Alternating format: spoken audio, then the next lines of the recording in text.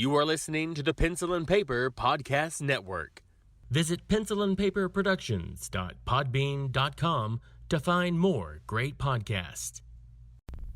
Welcome to the Palace of Megapixels.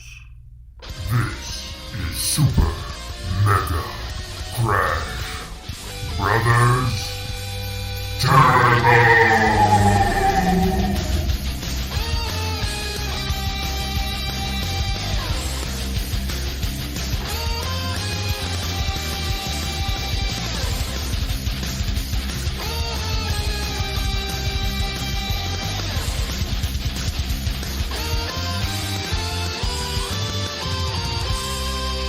Hello, everyone, and welcome to Super Mega Crash Brothers Turbo. I'm your host, Stephen White.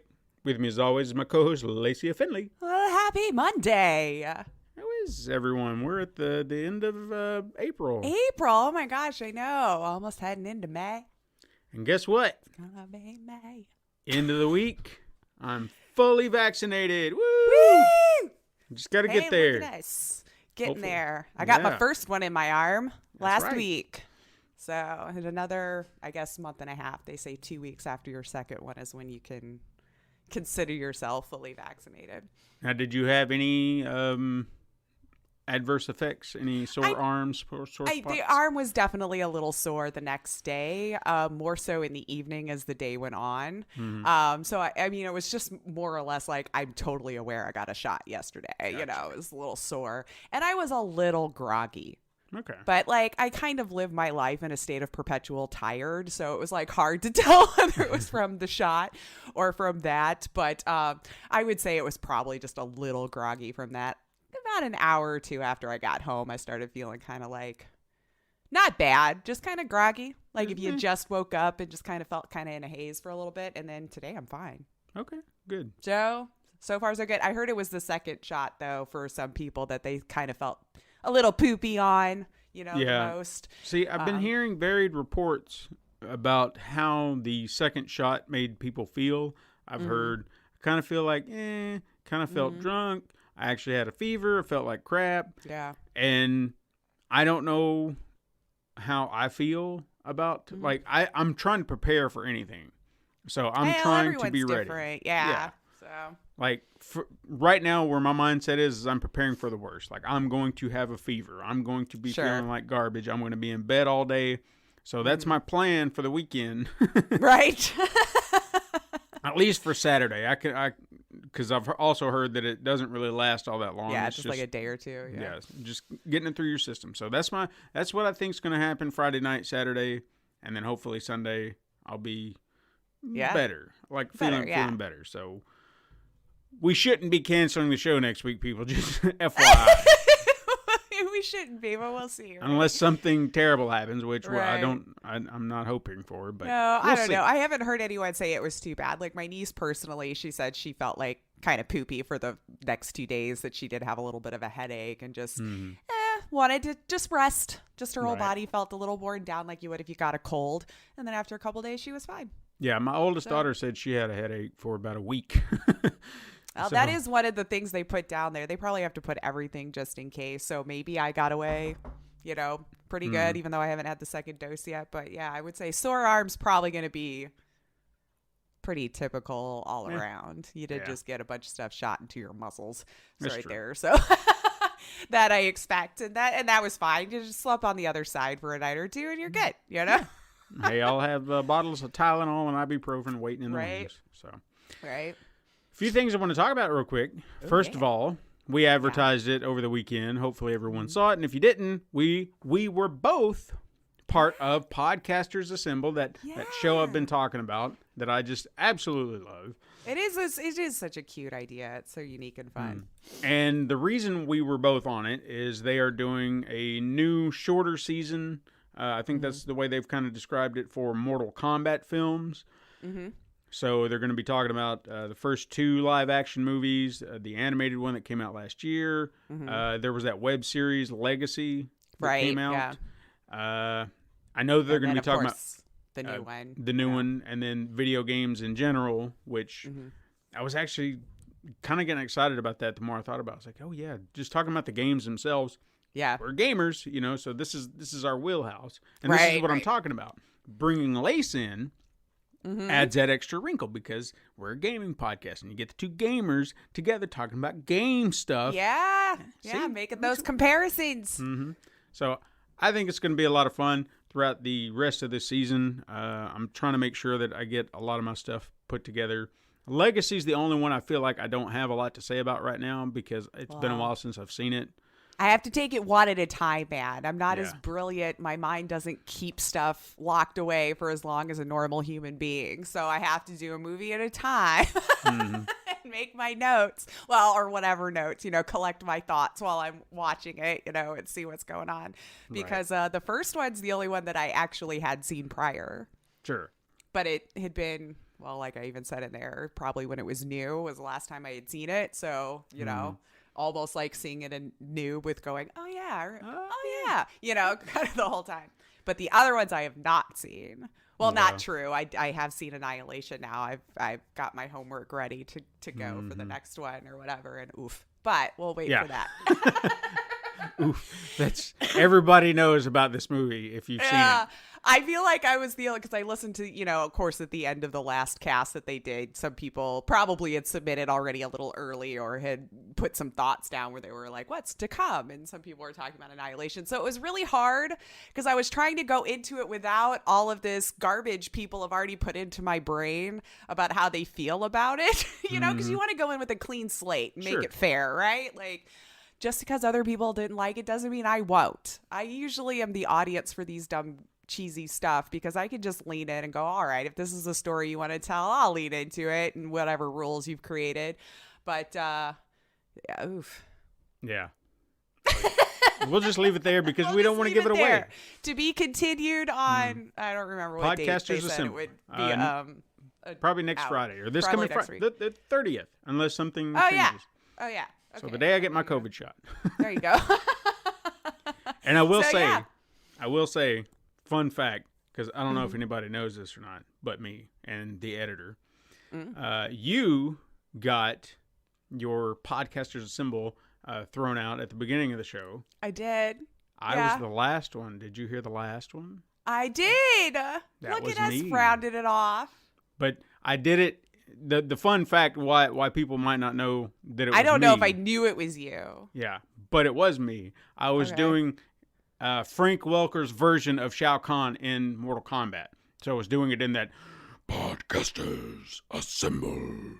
Oh, I should have known. So that was because me. you're just so good with voices. Yeah. Like I should have just been like, was that him? But see, you're too good. You should be happy I didn't notice. That's right.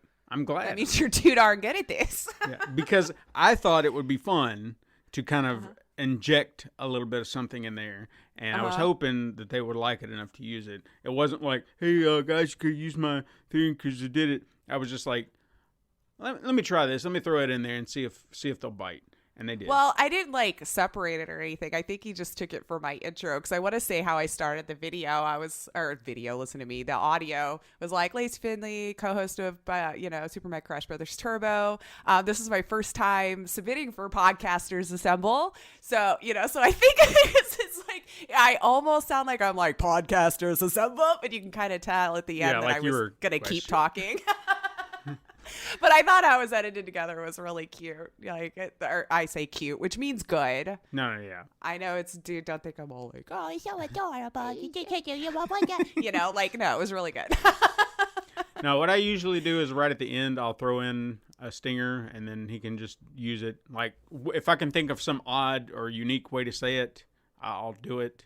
Because I've tried to do it. I didn't know that was a thing. I was just like, oh, this is my first time submitting for podcasters. Like, I heard it on Godzilla and Kong, but it never really occurred to me that people were. I mean, I don't know if everybody does it every that. time. I don't know if that's the case, but I mean, it says in there, it's like if you would just do it like a read copy of just Podcasters. Seriously? Yeah. Did I overlook where it said to actually do that? You don't have to.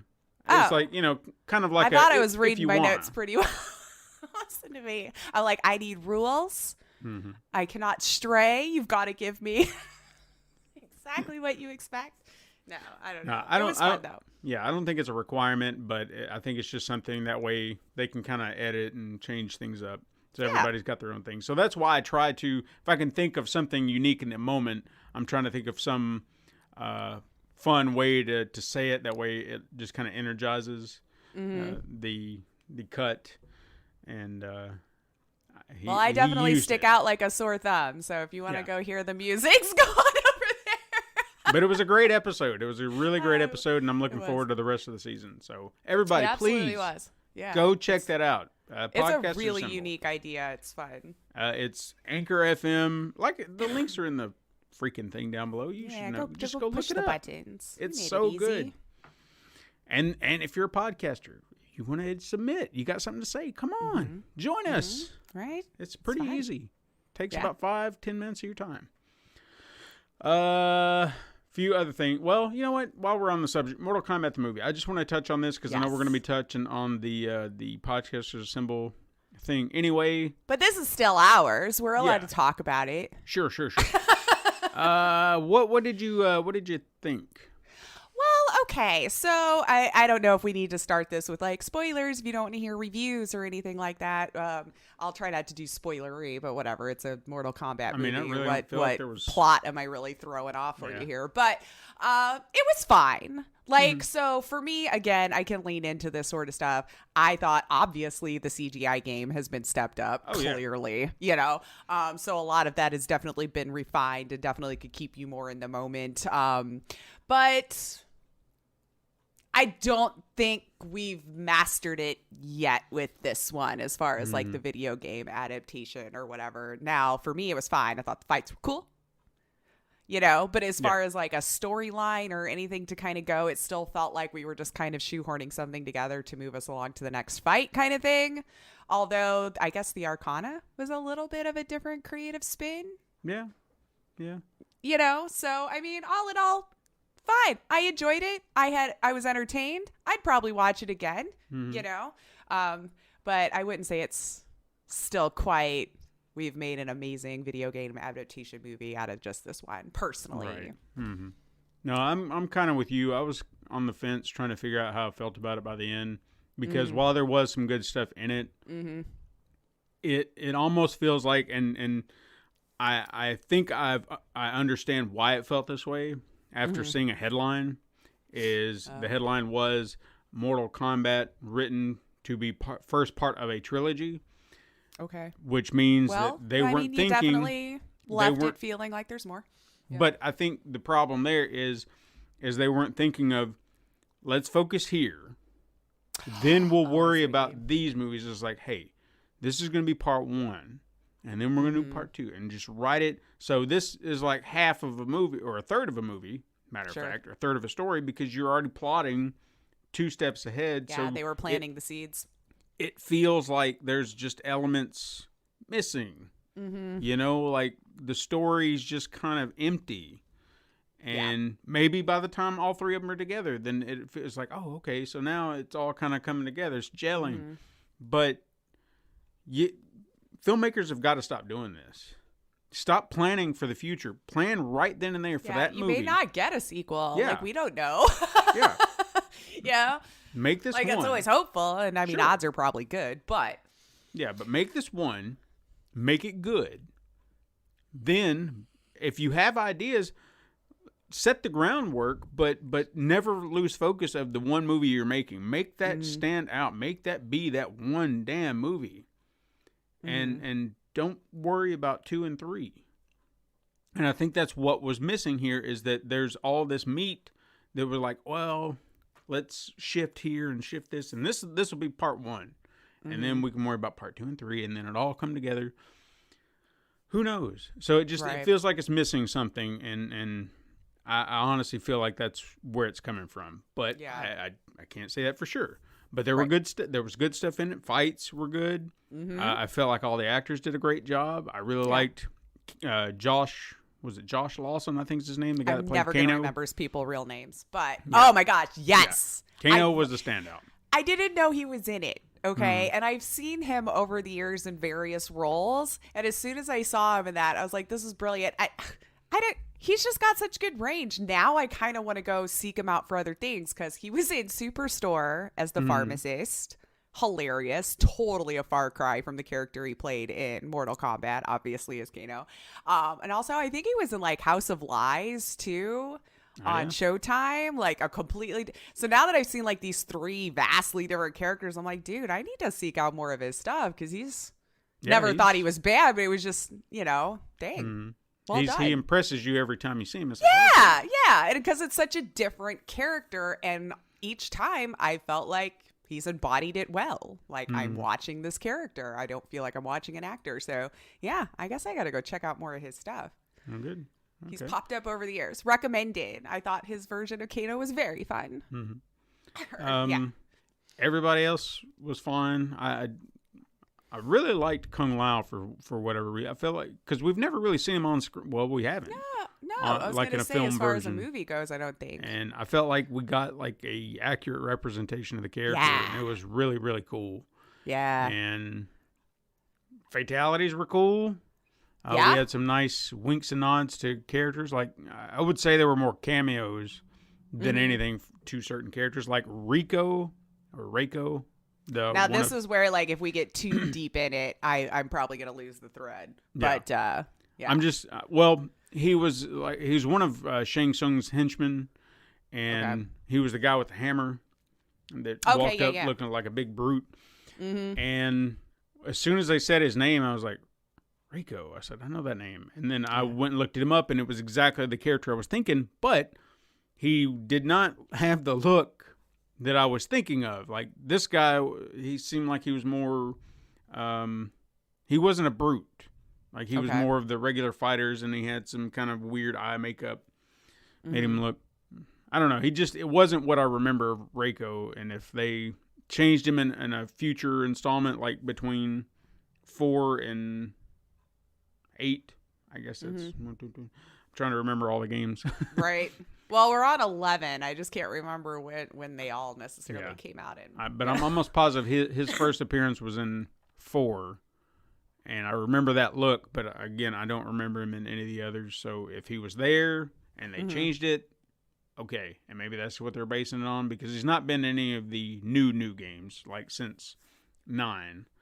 So, But still, it was kind of cool. It was like, oh, there's a guy, and oh, there's Natara. Oh, that's cool. And then and hey, no one can complain about Goro, right? He looked good. He looked good.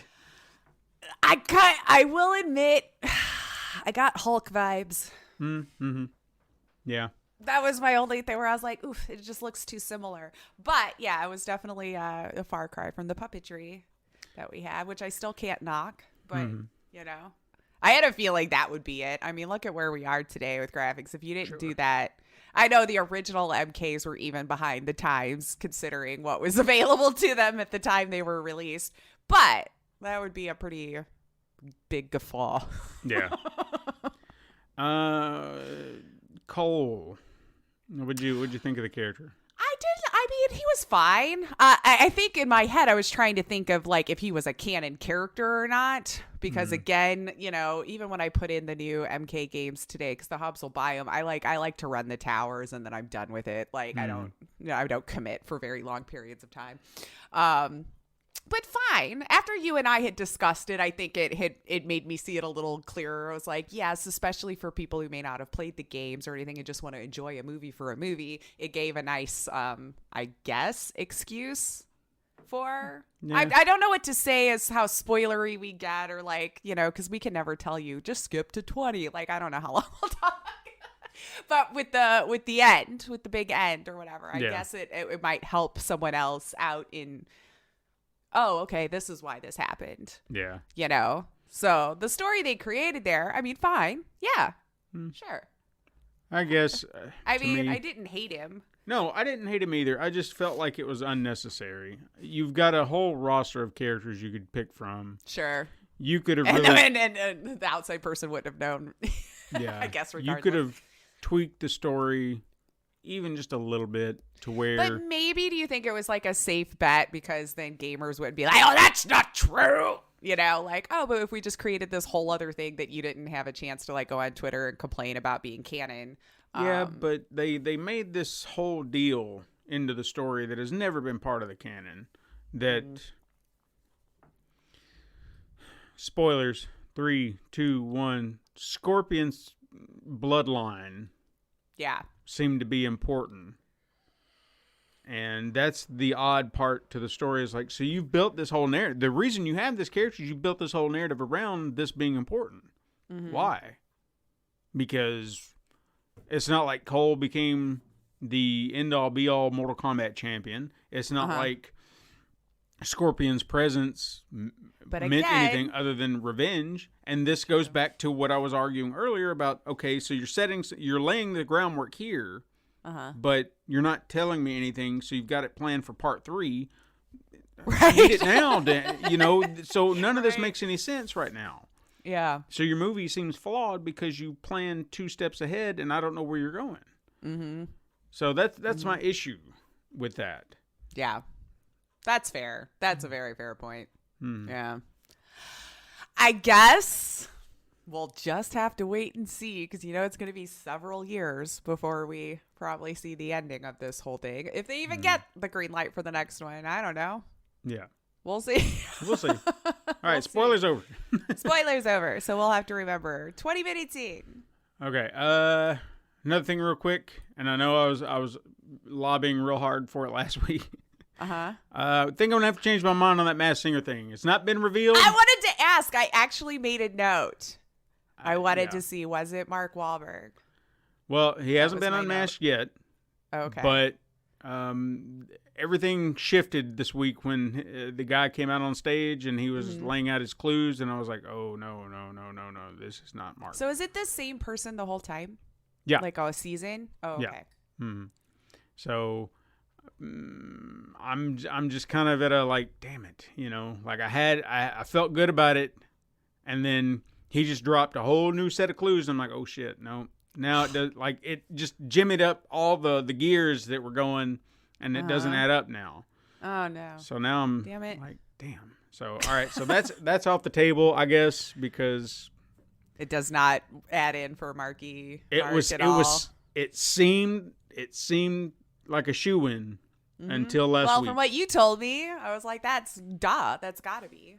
And what's interesting about it now is that I'm almost starting to think it might be Terry Crews because of some things that he said. And then I was actually looking at the build, and I was like, that could be him because he is a big dude, and that dude's a big. And so I don't know. I know, and you're probably thinking, what would the MW mean? What does it mean? I know that, and the funk thing, and all these other clues. It just, I don't know. Maybe there's a long lost Wahlberg brother none of us remember.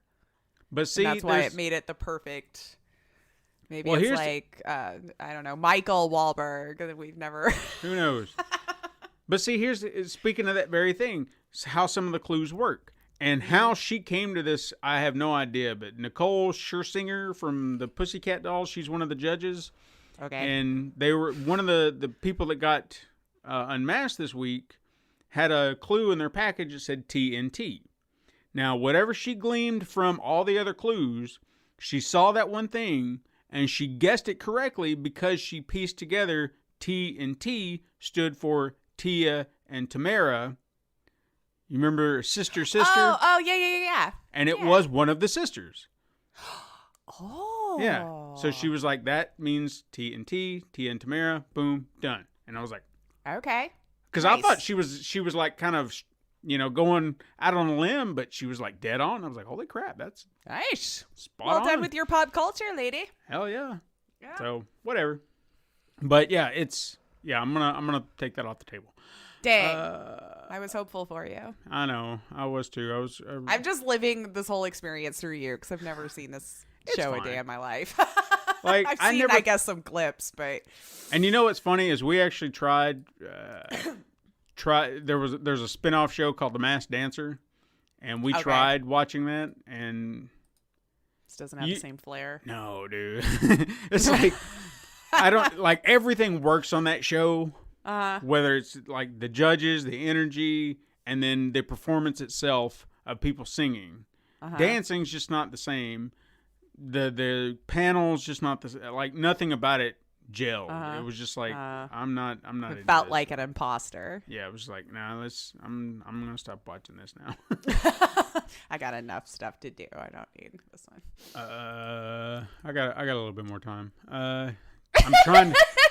I'm starting to worry about the headliner. Yeah. He's like, wait, I got more stuff to talk about here. No, I think I mentioned this, and yeah, I mentioned it last week maybe, briefly as I was mocking someone. Oh. But I've been rewatching the Saw movies. And oh yeah, with Carrie Elwes. Yeah, poor guy. I wanted poor bastard, I guess it was. Bastard, bastard, you bastard. Seriously, how could you not say that? I don't know. I don't know. What would you do if you were having to saw your foot off in the moment? You probably don't know what you'd sound like. I don't know, but I'm sure I could say bastard with more I don't know, man. inflections with... Anyway, I've been rewatching them. Like, I actually got... Like, there was a box set Blu-ray. Mm-hmm. Real cheap. Had, like, the first seven movies in it. Yeah. And I got it, like... I don't even remember how long. I've had it on my shelf for some time and never touched it. And then I just got a bug up my ass and I was like, you know what? I haven't watched these. I'm going to watch these now. And I watched them. And I have to say, and you can say whatever you want, and I personally, I don't dislike gore, but I guess I do have like a threshold to where I'm just like, all right, you're taking it just a step too far. When it's just for the sake of it is when I'm out of it. Like, right. Just to see how gory and gross we can make it. I don't like gore porn. Like, for these movies, I honestly feel like that's where it came. Like, if you watch part one, there's really, really only maybe like one scene that for me is just like, oh, God. But I felt like you earned that in the moment where it was like, this is where we're at. Well, I felt like the first one was more psychological. Yeah, for sure. Which was definitely more scary to me because it was possible for someone to be this effed up in their version of vigilante justice, you know? But then each movie, it's like they just had to, okay, well, we got to step it up. We got to step it up. We got to make it worse. We got to make it more gory and graphic and all this other stuff. And some of it just, you know, I could do without it. I don't need it, you know? Outside of all that, this is what I really wanted to touch on. I have to really say it's impressive how they threaded these stories together. I mean, genuinely impressive when you think about it. Because you take a franchise like Nightmare on Elm Street or Friday the 13th or even Halloween, and there's really no common thread. You know, other than the killers coming back and, well, this is what happened to them in the last one. And they're coming back now. Oh, my goodness. That's it. These movies intricately find ways to continue a plot thread that has been going on from day one. And it's just like, holy crap. Because you get to the end of the first one. Okay, cool. And then you start up part two. And then we're kind of twisting around an element from that one. Okay. And then a plot comes back around. You're like, holy crap, that's awesome. And then you go to part 3. Well, then that brings another plot thread around. Part 4 brings yet another one around and ties it into this one. 5, same thing. And it's just you keep twisting and turning all these plot threads, and it makes sense. Like you never miss a beat. There may be, and maybe I'm blind to it in some degree, where something maybe doesn't add up, or maybe there's like a stretch in like, would that have been there? But overall, it's pretty cohesive. Okay. To the point where it's just like, this is impressive for a horror franchise that's built on the gore. I feel like so many people are going to miss out on really good storytelling when you think about it. Oh, I totally did, because I gave up halfway through 3. I didn't even finish it. I was losing interest at that point. Like, I thought the first one was great. The second one was fine. And halfway through the third, I'm like, no, I don't. And I think the gore is where people get turned off, because it was for me, because I really just felt like all they were trying to do was see how much further they could go, how much more gross, disgusting, whatever. It's not, it even got to the point where it wasn't even scary anymore. It was just blah. Yeah. And see, Katrina was the same way, where she has never seen a Saw movie ever. Oh, okay. And she outright refused, because she felt like the gore in these films was going to be human centipede levels of nasty, you know? Right. And I was like, that's fair. But as I was rewatching, I was like, I understand where you're coming from, so I don't want to force it on you. I said, but if you ever feel like, I said, it's not as bad as you think. I can recommend the first one. Yeah, I said it can get bad, but it's not as bad as you're imagining it can be. I said there are even times that I don't want to watch it because, look, if you take an axe and you chop your arm off or your hand, one swipe, boom, done. Hey, I'm good with it. I'm good with it. You hope it's that easy. Yeah, I hope it's that easy. But when you're sitting there sawing, I'm like, God, yeah. I don't want to. That's the reaction they want. Yeah, I just don't want it. I'm just like, God, stop. Just stop. Just cut it. Yeah. Like there was, I think it was in the 5th or I think it was the 6th one. There was a scene just like that. How many is there now? There are technically 8 with a 9th one that I don't think is necessarily connected directly, but more of a spinoff called Spiral coming out next month with Chris Rock. Really? Yeah. And like it was his idea too, so I'm really intrigued by that. All right. Well, we'll see. Yeah. But anyway. But no, it was just like you had a butcher knife and you had a big freaking meat cleaver. And bitch takes a damn butcher knife to her arm. I'm like, the meat cleaver. That's what you pick up. Don't go with it. What are you doing? You know, you guys can't tell, but I'm all tensed. Yeah, up she's now. all up in there. All right, I won't talk about it too much. God. I just want to talk about the story because I had seen them a long time ago. I knew there were connections, but actually getting to watch them almost back to back to back, like over the course of a small time period, I actually get to see all these plot threads getting woven together, and it's just like, damn, that's really good. Then last night, I actually watched for the first time Jigsaw, which is the 7th movie or 8th movie. Okay. And it actually, the first 7 were pretty much made year to year to year. So it was like as soon as it started, I felt like they were pretty fast. Yeah. And maybe that's why they wove together a lot better because the plot was still, fresh in their head. Right. Yeah. But then they get to this one, and I think the last one was in 2010, and then this one was 2017. So there was a good 7-year gap. Okay. Yeah. And the entire plot is surrounding John Kramer is back, who's Jigsaw, and he's been dead for a long time now. Okay. Well, I'll tell you that. It's no big spoilers or anything. Well, like I mean, that. they're almost 20 years old from the first one, right? So. Yeah. In the third one, in part 3, he officially dies. Like the actor is still in the other movies, but he is legitimately and 100% officially dead in that movie. Like he died in that movie. Okay. There's no coming back from that. He's not Jason. Okay. So every time you see him in the other movies, it's a flashback or some relatable, like a context reference point. Yeah, like you'll see him interacting with someone here, or maybe there's a video there, and it's just something to kind of bring him back. And of course, they use his voice for the little puppet and would you like to play a game? That kind of thing, which is cool because he's got a great voice. But they told the story where it's you're getting all these clues that he's still alive, and you're like, there's no fucking way he's still alive. There's just no way. You saw him die, and then they keep laying everything out, and then there's just one scene, and you're starting to believe the man is alive, and it's like, there's no way.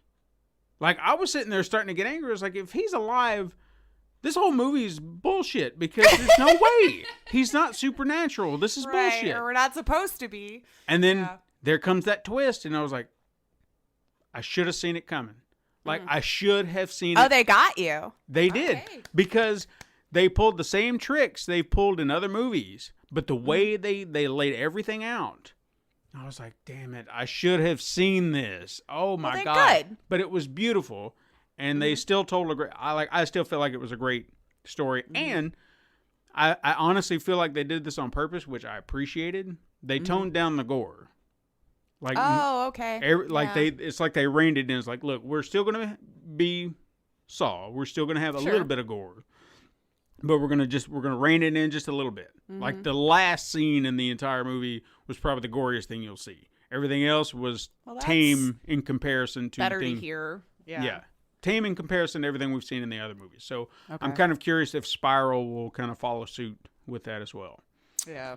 But it's got me interested in seeing that movie, especially seeing how they did this, because I genuinely feel like the John Kramer stuff is done. Okay. Like, I feel like they put a cap on it. Mm-hmm. It's over. And then now we can move on to maybe a copycat, someone else doing different things or whatever. So, and hear me out, we start making a new movie. Or, yeah, we could do that too. I mean, it's fascinating stuff. I mean, look, I'm not saying that I agree or condone what the man does in these movies, but I get it to a point. Like, I try to understand and get the concept behind it, because his whole idea, his whole MO is that there's a piece of shit person out there, and you're trying to get them to appreciate the value of life. Mm-hmm. And perhaps this is not the by best way to do destroying it. yours. But that's the thing. The idea of the traps is to be, you can get out of it. You can be free. You're going to have to sacrifice a little bit, but you will survive. You're just going to, either lose a little. You're not going to have a good time. No, it's going to hurt. The pain of it all is going to hurt, but you can survive. You just have to be willing to do it. Sure. And that I appreciate, because I'm not saying he's not a killer, but he's still a bad person. Yeah, but there's always a way out. You just have to pay attention. You have to take it, because even in this one, there was a way out. There was a way out. He said it point blank. Here's your way out. And they didn't hear it. They just, that panic, that fear sets in. Is like, we got to kill. See? And then you wonder why he couldn't say bastard. See? Bastard! The fear sets in. I forgot how to say the word bastard. I don't know what I'm doing. I don't know. I feel like I'm gushing over these movies. They are a hard watch, I admit, and I'm not saying they're for everybody, but I did get my wife to be interested in them just a little bit. There you go. Just a little bit. Where she's like she actually watched Jigsaw, kind of. She was playing a video game at the same time, but she was also kind of back and forth. Sure. And she even told me at the end of it, she was like, you know what, I actually like that one. So that was okay. That was pretty good. So her and I might be on the same page as far as our scary. I don't need it to be gore, but if you can put up a really good psychological thriller that I can believe would happen, oh yeah. Well, see, that's why I wanted to watch the first one. I said, because I told her, I said, that one's really good. Like, after watching it's like it energized me to go watch the rest of them, because it was like, damn, that is such a good movie. It's so good, and it's one of those little independent films that's made for little to no money, but has such a great story, and it's just damn good, Right. Really solid. Hey, what have you been playing? I was going to say video games. Woo! Video games. Sorry. I think by now, if you guys don't expect that when you come here, if you want the games, you always 30 minutes in. It's probably about. I'm trying to keep it. Yeah, I'm trying to keep it on a schedule, but I want to talk about other things too. I don't get to talk about a lot of this stuff. I know. I guess it's just do we just talk about it all? Well, Yeah, let's we see. just For wanna video talk. games, though, okay, so it was another light week, and I've told myself that I'm going to buckle down next week and actually get some more gaming in. Okay. But I did Liberated went on sale. Okay. And I thought I would give this one a go. I had played the demo of, maybe it was like a year or so ago now when it first came out. And what really caught my eye about it, and I think you would like it too, Steven, because it is kind of like a run and gun side scroller, but it's told in a the comic book cell shading style. So as you're moving into the next room, it actually looks like you've just moved into the next panel of the comic book, and you're, and this story is just kind of happening around you, and then you run and gun, kind of like a little bit of Pedro, my friend Pedro, side, you're constantly moving to the side, moving it around, shooting and all this kind of stuff. And then arg and bang and stuff like that will come across the screen, and it's black and white. So I've only put in about 20 minutes or so because I just downloaded it yesterday, but definitely excited to jump back into that one because I forgot how cool I really thought it was. And then your backlog, and then, you know, Steam reminds you when your wish list goes on sale. So that's what happened. What was the name of it again? Liberated. And I actually, let me check. It might still be on sale. Yeah, it's only like $6 right now, dude. Ooh. Like they deserve way more than that for this game. But I mean, you can't pass up that sale, $6. I think you would dig it. And I think you would dig it a lot.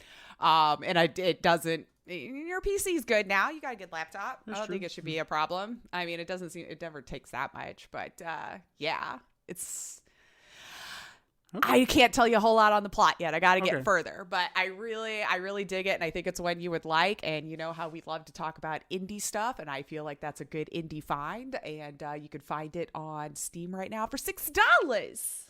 For $6. I really enjoyed it. And then outside of that, really not a whole lot of other games were played outside of that. Okay. Yeah. So I told myself this week I don't think I have as much going on. So hopefully I can sit down and get some more gaming in, because I know, I apologize, guys, we're a gaming podcast, and Lacey has been slacking on the game playing. That's fine. Lately. But I'm going to get back on track here. On track. But outside of that, what have you been playing? Well, like that was probably the only thing new that I touched.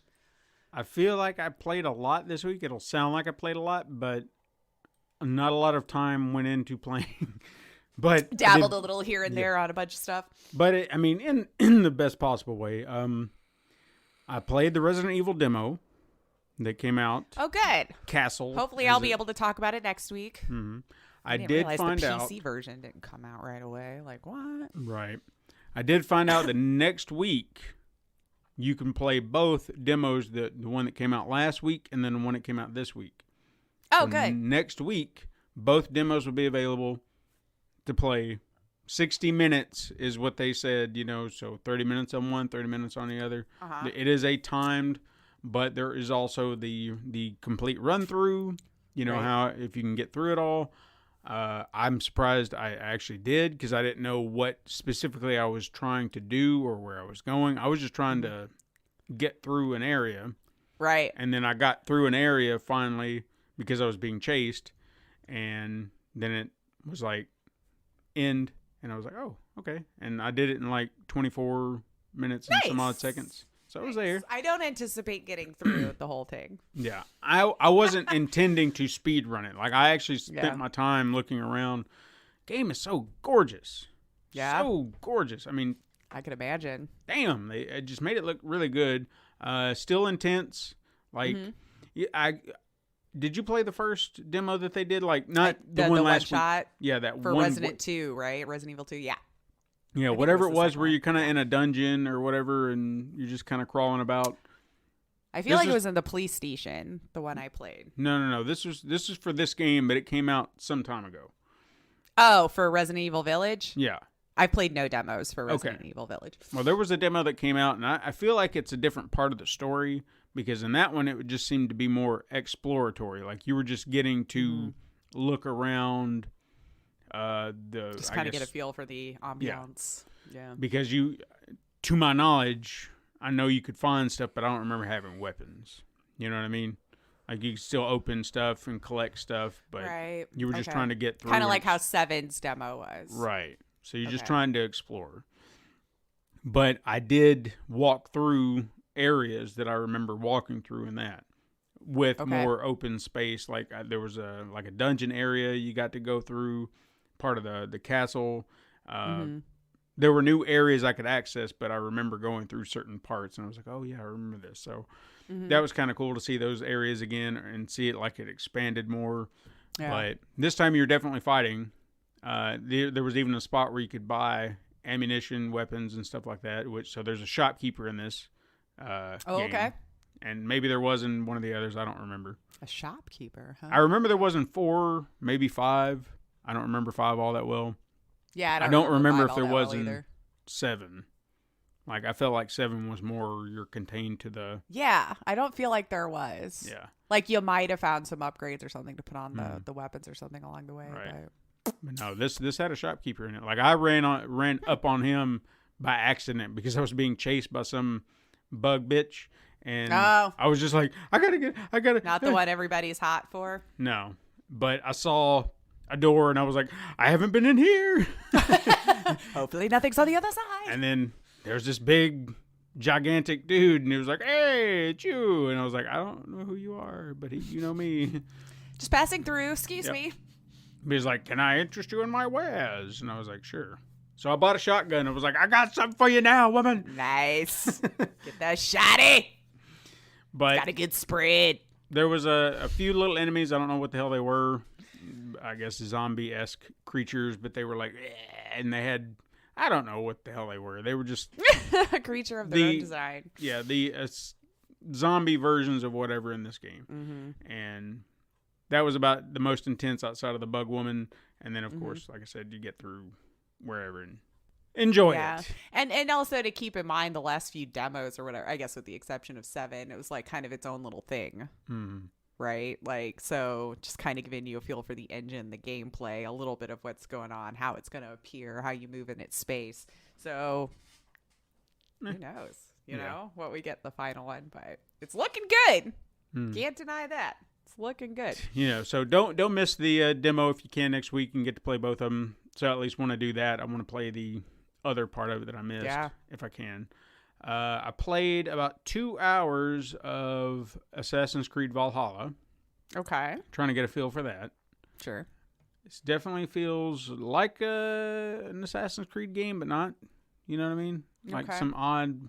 Like, I haven't played Origins. I haven't played Odyssey, even though I have Odyssey. I just never got around to playing it.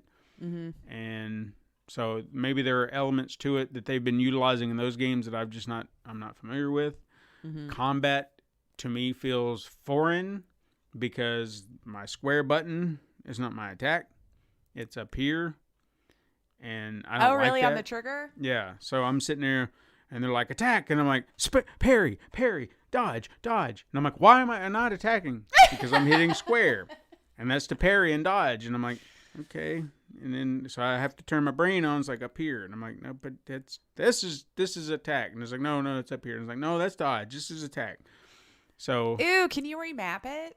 I didn't look. I really should because it's ew. Yeah. Why my would brain's you do just that? not having it. Well, we've been trained this way for over 30 years now. Yeah. Attack is our thumb.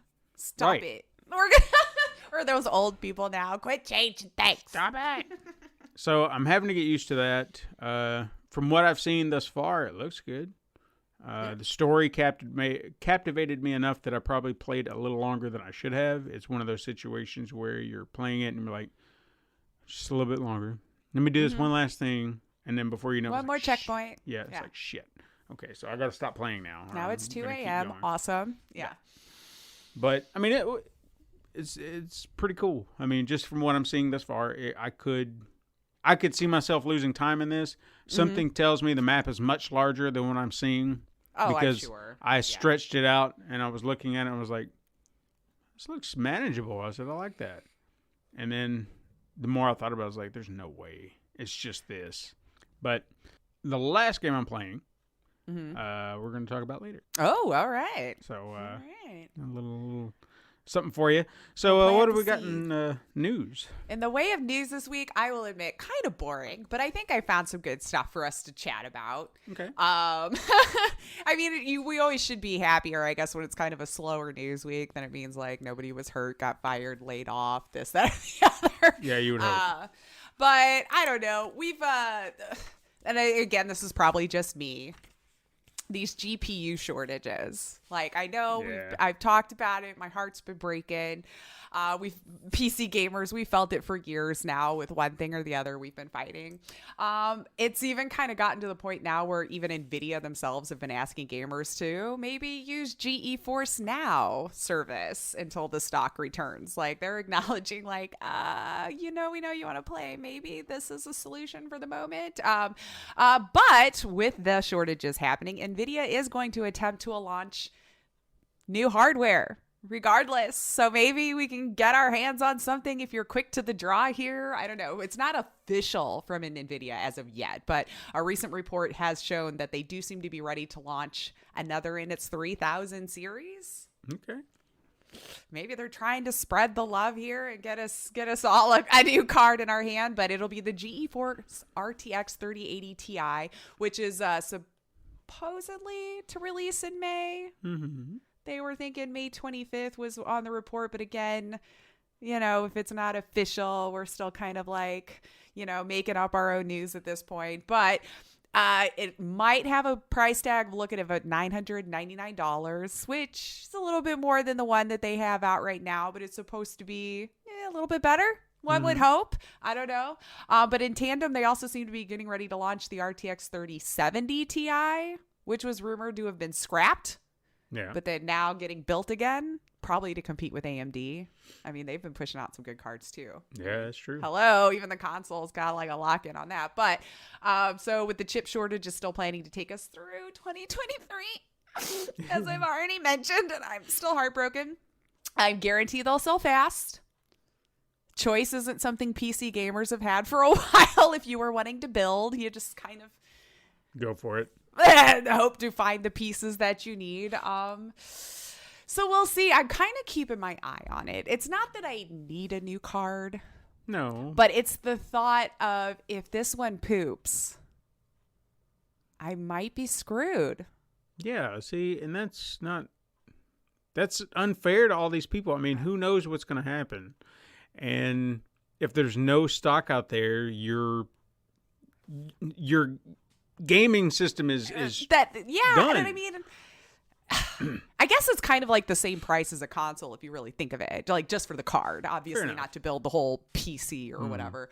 But well, again, if you're getting to pay MSRP, sure. Unless you're one of those with FU money who's willing to pay the ridiculous prices that, scalpers are asking for on like eBay or whatever. But, you're looking at a $600 investment for that new card.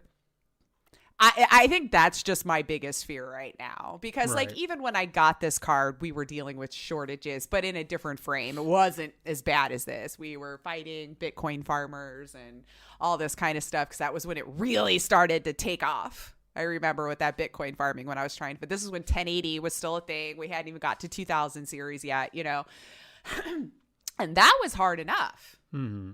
That was hard enough for me to find a card. Since January, I haven't even been able to find a Garbo one for sale, like a stupid old one that wouldn't even run today's games. Wow. So I'm nervous for my gaming future, just because I don't know. I hope the card will last forever, and I've not had any issues playing games yet. Like I haven't found a game so far that my card's pushed back on, But we might be getting there though. I mean, I am on the 1080. You know what? On all honesty, what you made me consider this, and I don't know who we need to go to. So I'm going to pitch it out to our siblings as well, because maybe they can help us. Okay. I want to talk to someone who understands Bitcoin 100% fully. Yeah. Can tell us everything, because I want to know why these cards are so important. What the hell is Bitcoin farming?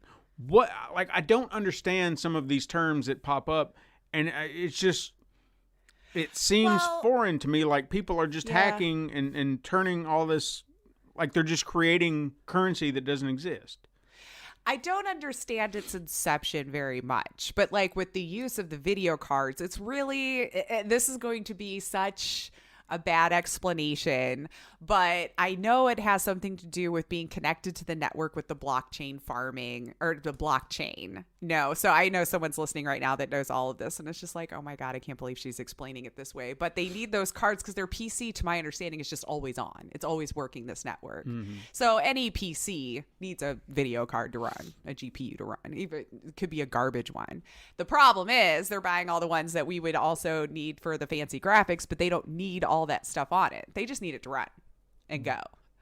So we haven't separated GPUs yet, that it's just like, hey, you just wanted to keep going, do your farm in this thing, and it could be cheaper because you don't need all the bells and whistles.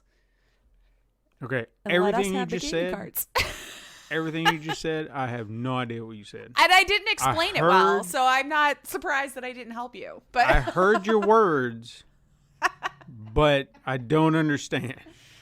Oh, dear. I Yeah, understood all the words. I still just don't understand what they mean together. Right. Putting them in a sentence, no. But on their own, totally could give you the definition. So, but again, yeah. going back to the siblings, if you know anybody who knows every detail about Right. Bitcoin, blockchains, farming this fake currency, whatever, I want to talk to these people. I can't call it fake, man, if I they're, know, they're but cashing it in for is. some of these huge chunks of change, you know. Just but, yeah. saying, it's digital. I know. It's like, should I be getting in on this? I don't know. I feel it's too late now. Yeah, Those who would benefit were the ones who actually saw the magic in it early on and got in on it. But who knows? I mean, digital currency seems to be the way things are kind of going. I mean, I've kind of felt for years cash is just becoming the most obsolete, ridiculous thing. Everything's just kind of a number in your bank account and you're swapping those digits back and forth for however long now. So value is placed on something that we determine its value for, honestly. I mean, we can go back to those non-fungible token nonsense. I mean, don't get those at all. That's where I need someone to step in and explain an NFT to me. I don't give a crap. How many people have tried to tell me I don't get it? If you know somebody, email us something, and so I can reach out to this person and have them on the show to explain this to all of us who don't understand it, because I need it broken down in the most dumb. Like, I'm not saying I'm dumb. We're pretty sharp. But there's something about this. There's an element I'm missing. A piece to this puzzle that just does not make any sense to me whatsoever, and I just don't get it. Yeah, no, I got you. I need that puzzle piece. Yep, and I've tried, and as you could tell, that was what I could come up with. Yeah, a lot of things with like science and math and all this kind of stuff. I see that it works. You told me that it does, and I believe you. If only the rest of the world could do that too sometimes. Just like, I don't get what all of that means, but I see it's working. I need a doctor, but fuck vaccines. Go ahead. Whole other topic. Anyway, hey, gamers won this week. Gamers had a win. What did they do? PlayStation has backtracked and is now leaving up the PS3 store and the Vita store. So, grats, I guess, in a blog post this week from PlayStation, or last week, I guess I should say now. They're going to maintain the storefronts and continue operations, I would assume, as long as it's viable, you know? Because they did put out saying, upon further reflection, it's clear that we made the wrong decision here. PSP commerce functionality will retire on July 2nd, though still 2021 is planned. But like the Vita and the 3, we'll leave it there for y'all. So it was an interesting backtrack because they were trying to explain their thought process here as to why initially they were going to close it down. I know you and we were just like Jim Ryan. Yeah. Right? He hates old games. It doesn't matter. He doesn't like to preserve these things, doesn't understand why any of us would love to go back and play them in 2021. But yeah, they just tried to point to things like commerce support challenges, which is probably what I was thinking. Are there enough people still utilizing the service to pull these games from? Is it just money there? I don't know. But they wanted it to focus on newer devices, like put all of that energy instead of maintaining the storefront. They were saying they wanted to put it towards, the PS5 and all of the newer things that they were going to come out, maybe peripherals, the VR. They wanted to focus on the next generation of this and underestimated, as they said, the passion gamers had for these older games, which probably means they just got like a bunch of Twitter messages, hate, all this kind of stuff. That's what passion in the gaming community, unfortunately, translates into most of these days. But hey, let me kind of play devil's advocate here, okay? Please, yeah. So, in response, because like we said, Jim Ryan's probably I just don't understand why these people. Right. Oh, fine. Here's your stupid old games, and he did it.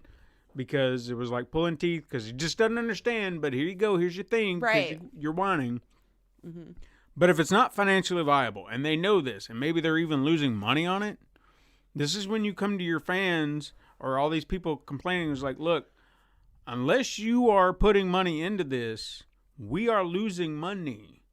So we can no longer, like, I'm not saying you got to talk stupid to them, but you need to lay these things out. You would probably have to show proof, though. Yeah, lay these things out. Because we all do have it in our head. Big bad corporation losing money. Oh, how much could you possibly be losing? You know? And that's a fair assessment. But if you are genuinely losing money and you're doing this because fans bitched and complain, lay it out there to them.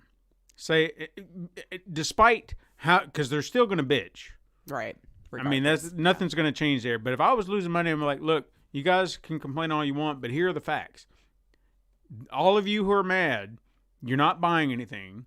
You're not contributing anything to this. We are not making any money off of this. Maintaining it is like a sinkhole. So why are we going to continue to maintain this if all we're going to do is take a hit? I was like, we can find a way to balance it out with something else, sure. But right now, it's just not viable. So we apologize, but unless you are paying in for it, it has to go. Yeah, which would not go over well. It wouldn't, but I mean, I would at least say on Sony's side, at least you were transparent about it and it's like, sorry. Yeah, or even really if you... I don't know if this proposal would work, but maybe you're like, I know PlayStation has their own subscription monthly service. Maybe that takes a $2 a month hike. Yeah. To maintain a PS3 server or something like that. I don't know. Maybe it's something you could even opt in to have. Like, I want these older games. Oh, crap. Maybe I shouldn't give them these ideas. Now they'll try to monetize these old games that people have already paid for. They'll be like, oh, you want to keep PS3? Now I have PS3 and Vita live service that you can subscribe to for $6.99 a month to keep access to your old game. You know, like, and they probably are already thinking of that.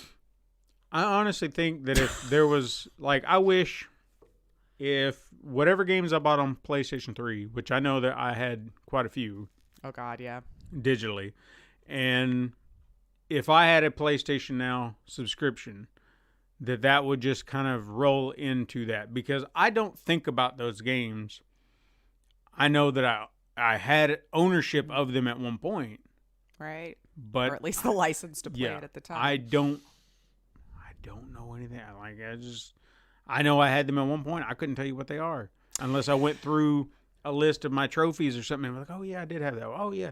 But I'm not thinking about them anymore.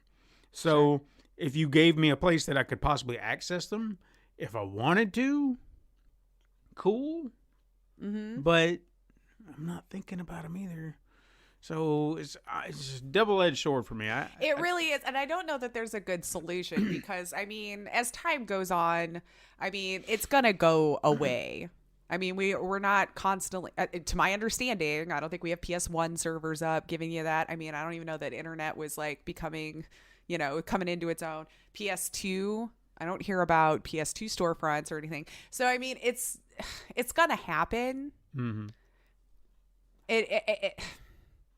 And yeah, I mean, there's no way to really preserve these, I don't think. Because, again, buying a hard copy, you don't have the full game anymore. No.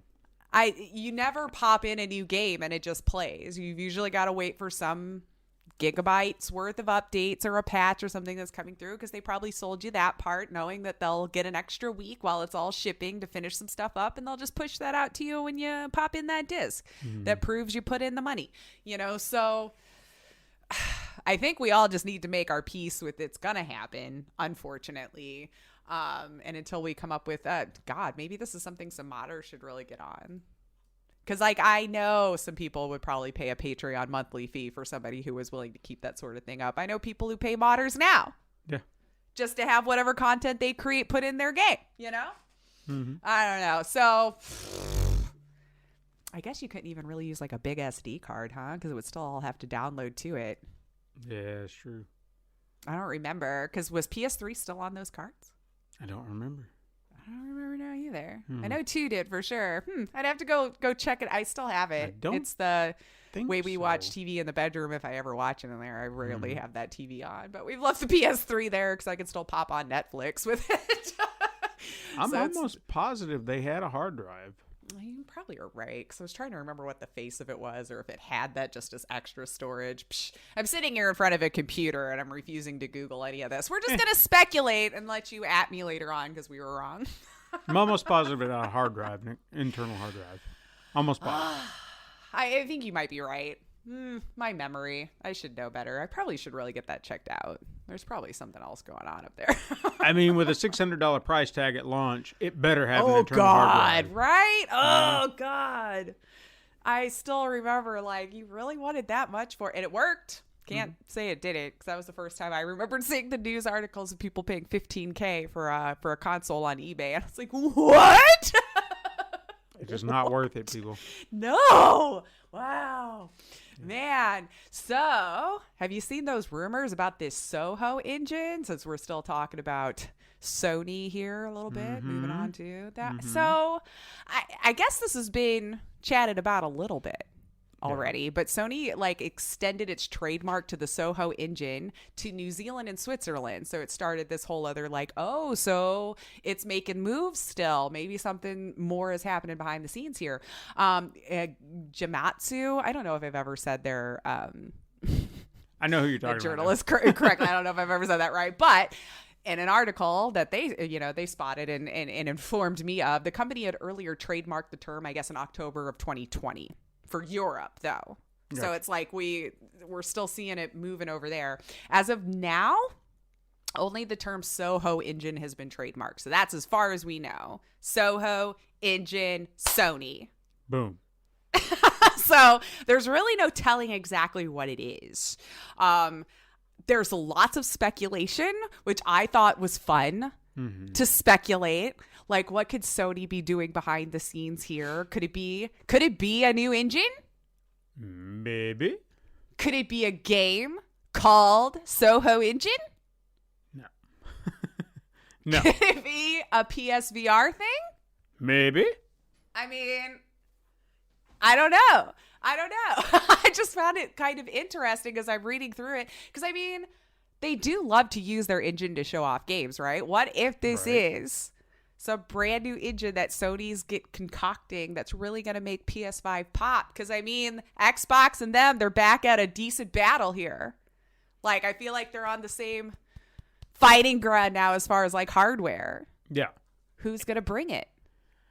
Well, honestly, someone's going to have to, because if you think about it, genuinely think about it, I don't think that there has been one game 100% developed for one console yet. True. For one of these next gen consoles, because everything they were like, well, it's coming to PlayStation 5 and Xbox One, but also PlayStation 4 and Xbox One. Right, like we still have to share because it's still pretty new if you want your game played. Sure. And I'm not saying that that's a bad thing, but that means that you're not utilizing that engine to its fullest potential, because you're still having to adhere to this old engine. Because you're having to create for both still. Right. Yeah. So you're having to scale back. Now you can enhance, and that's all well and good, but you didn't tap into its full potential yet. There's still more it can do, and you know it. So build it with all that power. So the Soho engine could be, I honestly feel like it would be something meant kind of like Capcom's Resident Evil engine, where it's built for those games. So maybe they're building something for their whole new franchise, their in-house studio. Yeah. Like they've got, you think about Insomniac, which I guess they are building. Like, I don't think that Rifts Apart game is coming on PlayStation 4. I don't think it is. I would hope not, because that game looks gorgeous on 5. So I would hope it's not being scaled back. So let's just say it's 5 only. For the sake of conversation, it's 5 only. Granted, I don't think it used this engine, but if Sony said, hey, come here, we're going to give you this Insomniac for Spider-Man, it's like, here's your new toy. Think Soho, about it, though. Soho, New York. Yeah, I was going to say, because they love to use Spider-Man to show off their stuff. which has been a good call so far. Yeah. Ooh, see, like maybe it's for a brand new Spider-Man series. Amazing. Well, Huh? I said it would be amazing, but I don't know what it can do. But I would assume it's going to be like groundbreaking, realistic textures and everything. Like everything looks so damn real. I don't know, man. Like I'm telling you, we're to the point now. Like I can't tell anymore one from the next. You know, like it's just. But I have to see the 5. Like I just have to side by side. And granted, I don't have a 4K TV, so I don't know if all of that's just lost on me. No, yeah, I understand.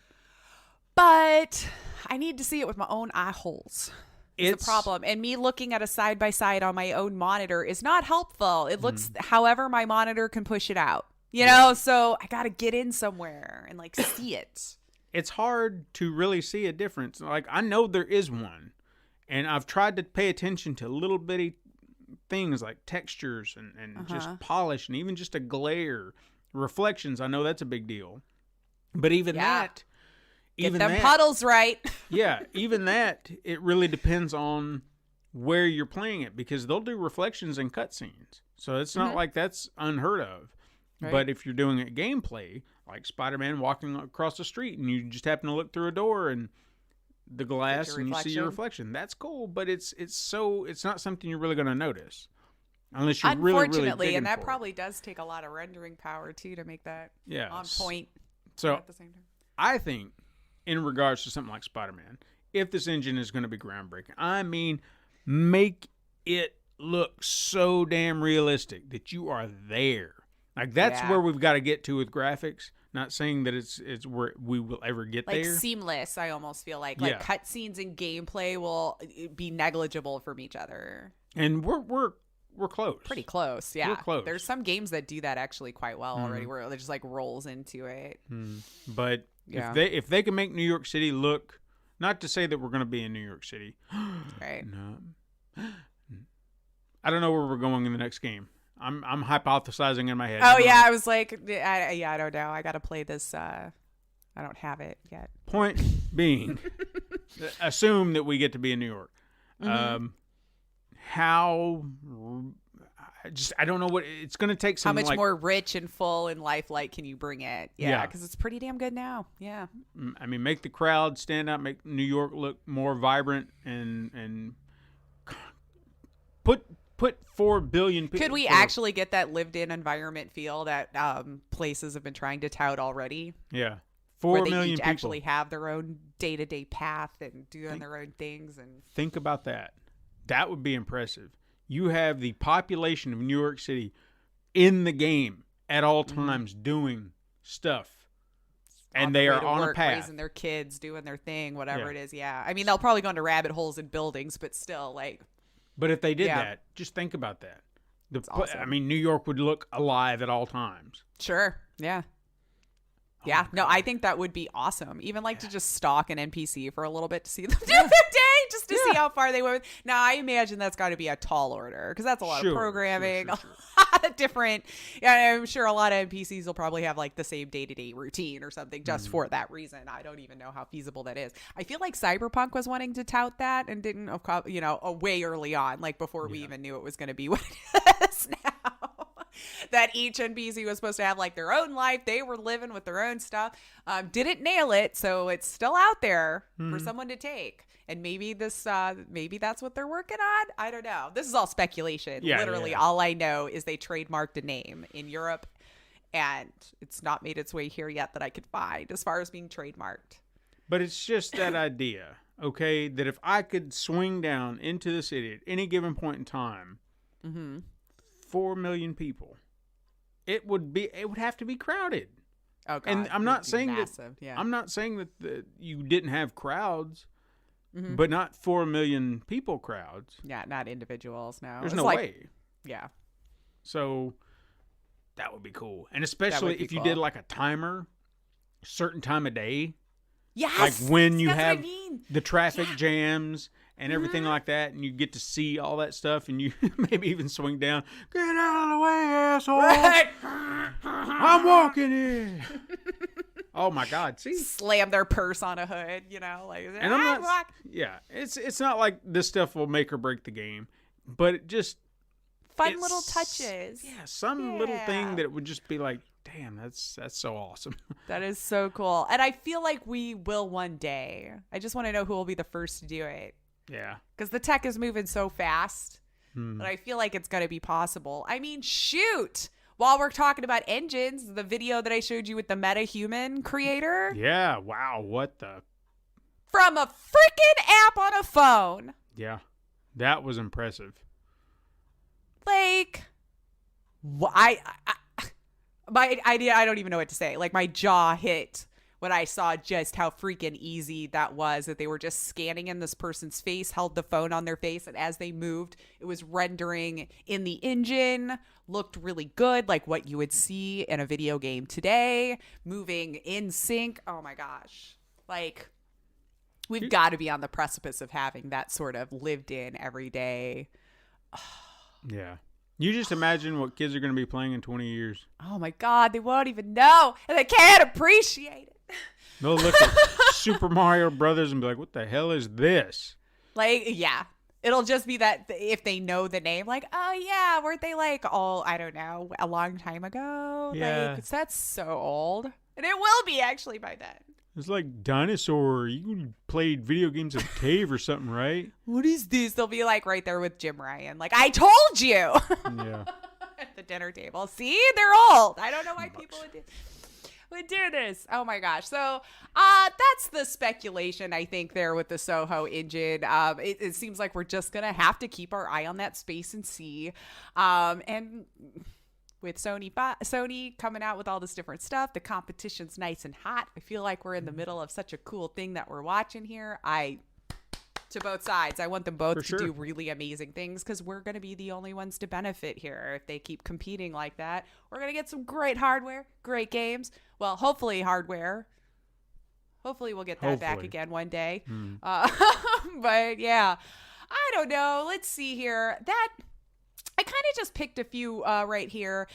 This one's just a little bit of a mention, just because we've kind of talked about it off and on, and it was some big deal news for those over there. But the Marvel's Avengers has had a rough time. I don't think anyone's not aware of it just having a rough launch and everything. But the creative director now, Sean Xcage, is now leaving Crystal Dynamics and returning to his old employment at Naughty Dog. Sean, yeah. And again, it's just like my heart goes out for those players because there's still a fan base, I'm sure, holding on and wants big things for it. And they've been promising to, keep it updated. But the move back to Naughty Dog isn't entirely surprising, I guess, coming from some insiders here. And when I was following the thread, I could see. And just in case people don't know, Sean was previously at Naughty Dog already. He was the game director and writer for the Uncharted Lost Legacy series and the cinematic animator for The Last of Us. So you may have noticed, and we were talking about it, and I'm sure I did a piss poor explanation of the whole murmurings that have been going on with, are we remaking Last of Us? Are we doing this? Are we doing that over at these studios? There's been murmurings too of a new Uncharted franchise without Drake. So when you have Sean Xcage, who worked on The Lost Legacy, which of course did not include Drake, it could all be lining up. It doesn't put players at ease, of course, who were still hanging in there for Marvel's Avengers. They kind of see this as just another nail in the coffin for the game. The timing, I guess, just seems really bad for those. They feel like it's kind of a doom move. I don't want to say that it is, but it's not looking good for the game. It's not looking good, yeah. And I honestly feel like, what we were talking about earlier, if the company's not making money, they're going to cut and run. And I don't think in this situation there's going to be that company-wide thought process of, you know what? For you fans, you know what? For you, we're going to lose money for you. They're going to be like, no, we're going to go make another game. This one can go straight to hell. Right. Yeah. So I don't think. I mean, if they cut and run, I'm not going to be surprised. Right. Just saying. Sorry, Just saying. but Yeah. that's the case. Well, and it just from my own personal perspective, I am more interested in seeing like another Uncharted series, maybe without Same. Drake or something like that. So personally, with what I enjoy with games, that sounds more interesting to me. And I probably could have loved Marvel's Avengers, but unfortunately, I didn't try it. And I'll admit, I heard enough about it that it never really made me compelled to go try. And it's not a fair way to do it. No, I'll admit that. But like, I don't know. I'm not seeing anything that's been not reinforcing my decision to not buy it. I'm a diehard Marvel fan. I've said that numerous times, and I have no interest in playing it because I don't want to be pissed at a game with some of my favorite characters in it. Right. So I'm not going to do it. It's such a shame too, because with the being an Avengers title and it striking while those irons were super hot, like it could have been flying. Yeah, Pun intended, even like. If they would have focused on telling a story, a compelling story, and not some whatever the loot box based plot garbage bullshit that it is, and being mundane. When I hear that it's the same gameplay over and over and over again, that kills me. I'm like, and that they were just getting the really fun moves in Endgame. Yeah. So like not even enough time to really be able to play around in this new skills that you've just leveled up, learned in your tree, whatever it was. You've got all this roster of characters with so many different diverse ways you could have made them play, and you shit the bed and just be like, eh. And then make it harder. Yeah. Apparently, because clearly the problem was players were leveling too fast. That's why you weren't enjoying Endgame, and it's like. And you know what? That's the other crap that I don't understand that. The whole leveling up, we're going to put this behind a paywall and make it destroy. I mean, why? Why would you do that? Yeah. Like, I've honestly wondered if that's how I'm going to feel about Assassin's Creed Valhalla, because I heard they did that crap in Odyssey. And that's what I'm concerned about here, because I saw where it was like on the stores, like buy your Helix tokens, and here's if you buy this, and you can permanent level up. And I was like, what? Yeah. No, you're right. I remember that version got a lot of heat for it too, because even you could buy up like a 25% faster leveling for, I don't know, I feel like it was timed. You didn't get it forever, you know. So, ooh, yeah. Like, no, just you sold me the game, let me play. Yeah, I just don't. You don't have to make it harder. You don't have to make it easier. Just make it balanced and let me play. And let me play. If I finish it early, I finish it earlier than you thought. If I finish it later, then whatever. Let me play at my own pace. I mean, I kind of thought that was the whole purpose of difficulty levels. If I want the challenge, then I'll go for the challenge. If I don't want it, then I won't take it. Right. For my single player experience, I feel like we should always have that choice. Right. Online, different beast. You want everyone to play it fairly, which is why they usually cheat more on multiplayer. But in my single player, who am I hurting if I want to knock it down to easy and just blow through everything? Maybe I'm intrigued in the story, and I don't want to be burdened with getting frustrated. I want to enjoy my time with the game. It's a valid form.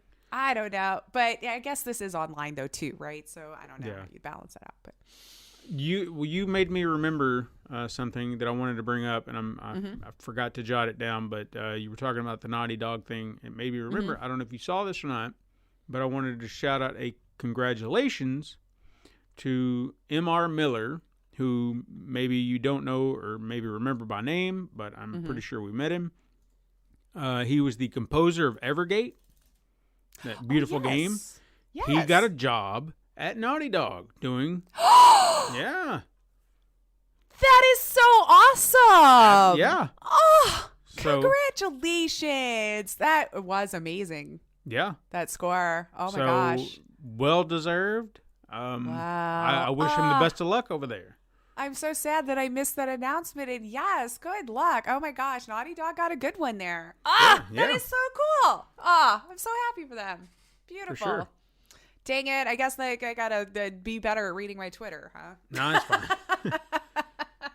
But no, congratulations. That's so cool. Yeah. Well, that's all like the bigger stuff that I saw this week. I figured like with the quickets, just a few honorable mentions here, of course. There is an update for a story that I know that we mentioned it because it's been so long ago now. But you may remember a while back about reporting about a Twitch streamer who goes by the handle Phantom Lord, who was banned back in 2016 for his website CSGO Shuffle, where he was having like the whole gambling ring happening on his Twitch stream, and through Steam, I guess, as it were.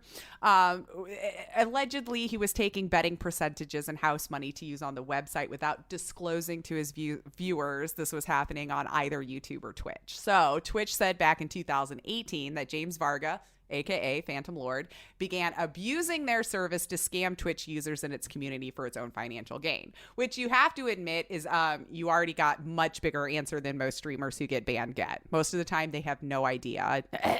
We still don't know why the doc was.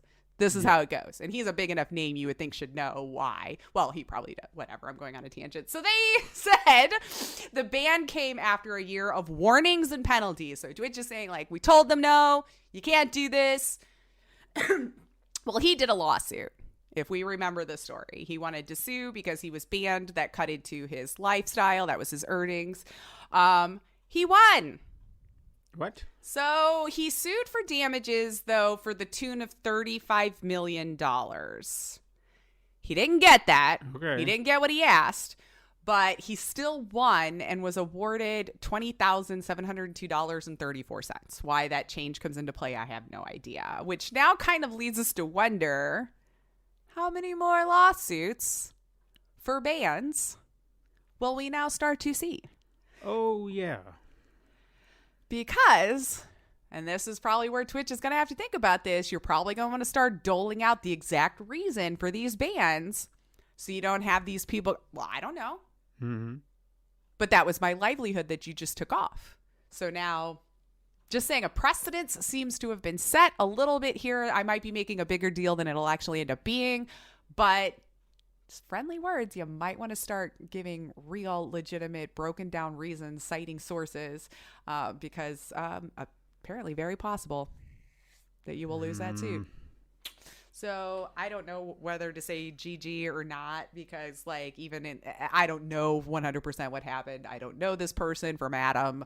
But if I'm to believe the allegations against him, it seemed like a fair ban. But I'm not going to say 100% confident that it was or not, because again, I'm only reading articles. I don't know these people. Just seems like a Pandora's box has been opened. Yeah. So I don't know. We'll see how that shapes up. I just have a feeling we'll start seeing a little bit more if that starts to kind of take hold of people like, oh yeah, you won that? Good. Mm-hmm. One I have to mention, a player created mod for Portal 2 Reloaded. They put it out on Steam and it's cute. If you liked Portal 2, now you can play with a third Portal with this mod, and it gives you the ability to travel between the two different timelines, and you have 4 dimensions, and they gave 25 new puzzles. So it's like more Portal to love for free. So if you have Portal 2, you could download this Portal 2 Reloaded game player mod created thing and have more Portal. I thought it was interesting. Portal a third 2. Portal? More Portal. More portals. More Portal to port. I don't know.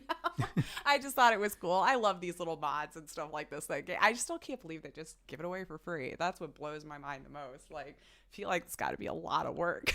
Hey, you're just so nice to give it away. Like, yeah, and if you guys go out there and show the love, then you'll get Portal 4 portaling around. I want that now, and I didn't even know it. Please, somebody make that. I hope so. Oh man. Let's see. Quick announcement. Another person leaving their home here. Overwatch game director Jeff Kaplan left Blizzard. Mm-hmm. It was made last Tuesday, this announcement, via the game's official website, which then went on to name Aaron Keller as the replacement of Jeff's role. So did it seem like we have a reason? just kind of said thanks, and I'm off and out the door, and just said I'm leaving Blizzard Entertainment after 19 amazing years. It was an honor, and I'm sure Aaron's going to be lovely. And that seems to be the TLDR. I don't know why. But, and then, of course, isn't it like Overwatch 2 being developed? I thought so. Still, yeah. So, I'm starting to wonder about these big multiplayer games. I'm telling you. Yeah. Some issues. Let's see. That might be all of it here. But I do have to mention, of course, the Ace Attorney Turnabout Collection, now available for pre-order. If that was something you were interested, it looks like on the Switch and PS4. I found a link. It leads me to a page I cannot read because I don't understand the language, but it does apparently still ship to the USA. So if you trust it and know how to Google Translate it and know what you're doing when you're pressing buttons, you could buy it and it'll come to your home. Woo! And there you go. Did you see this, though? Maybe I'll say it's I'd buy that for $1. But you've probably seen it, and then you just have to play along. Okay. So you'll just play stupid, even if you've seen it. Okay. I have no idea what you're talking about. Not at all. So, have I got an item for you? Okay. Let me tell you. So, special effects and prop company Weta Workshop has revealed a limited edition Lara Croft figurine for Tomb Raider's 25th anniversary. This Lara Croft Lost Legacy figurine shows Lara going toe-to-toe with two raptors. She's flying through the air. She's getting ready. These raptors are coming up from like in the Lost Legacy. It looks really cool, right? Okay. It weighs 27, let's call it 28 pounds. Damn. Hefty, baby. Now, Hefty, wait a minute. Is this classic Lara Croft or... It's from the Lost Legacy one. So it's from the newer game. So she's not like triangle-boobed or anything. 20 pounds of it is not her boobs. I got you. No, it's definitely like the base, these raptors and her coming through. Gotcha. So yes, it's so it is open for pre-orders now through May 3rd, and it's due to ship in October, which is right before the official 25th anniversary date. Mm-hmm. Now, with all of this being said, I want to say it was about yay high. I know that means nothing to you there. So like, what is that? 12 inches high. Sure. 27 pounds. Very intricately detailed. Looks cool. Steven, what would you pay for this Lara Croft Lost Legacy 25th Anniversary Edition figurine? Foot tall, 28 pounds, could kill a man. Kill a man! And intricately detailed. And if we're basing it off the designs from the newer games, and they already look pretty detailed, I can only imagine how it looks. So this ain't cheap. I don't know. I guess you guys tell me what you pay. Yeah, I'm gonna go high dollar. Okay. I'm gonna say $14.99. $14.99 as in $1,499. Well, you know what? Let's see here. Before I tell you, okay, you're thinking you're pretty close here, and I'll reinforce your decision. It does require a 15% deposit. What? If you fancy grabbing it. Damn it. So with all of that said, Steven, you're freaking right. It's $1,499 or 1,075 pounds if you're from there.